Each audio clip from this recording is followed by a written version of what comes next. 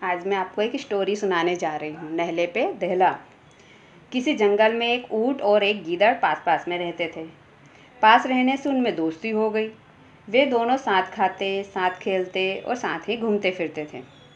कभी कोई किसी को अकेला ना छोड़ता था। एक साल वर्षा ना होने के कारण जंगल में चारे की कमी हो गई। उस गीदड़ से मालूम हुआ कि नदी के उस पार का जंगल बड़ा हरा भरा है।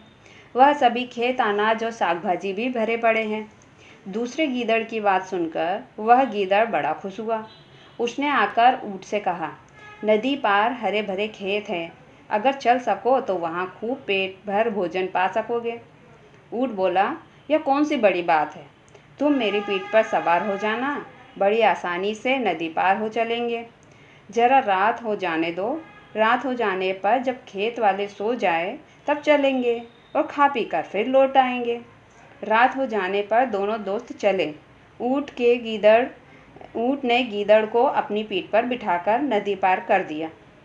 वे दोनों एक मक्का के खेत में जा पहुँचे। उसी खेत में फूट भी थे। गीदड़ ने फूट ककड़ी खाकर झट अपना पेट भर लिया।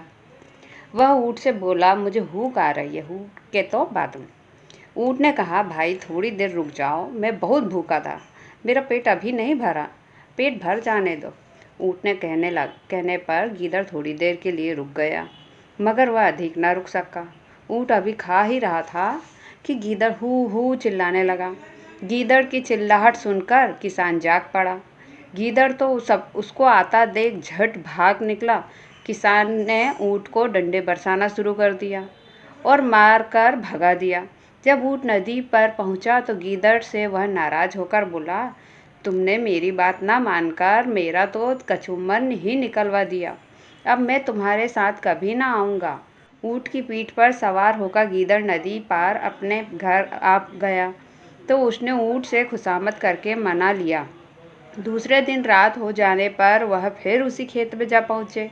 गीदड़ का पेट भर गया तो पहले दिन की तरह फिर ऊँट से कहने लगा, मुझे भूख उठती है। ऊँट के कहने पर थोड़ी देर तो वह रुका रहा, मगर फिर वह एक साथ चिल्ला उठा। किसान ने जागने पर तो ऊँट की खूब मरम्मत कर दी। वह भागकर नदी पर पहुँचा।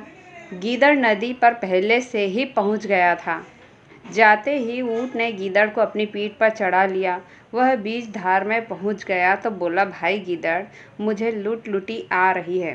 गीदड़ बहुतेरा रोया, चिल्लाया कि नदी पार पहुँचकर ही लौटना, मगर ऊँट न माना। गीदड़ को लिए हुए वह नदी में लौट गया।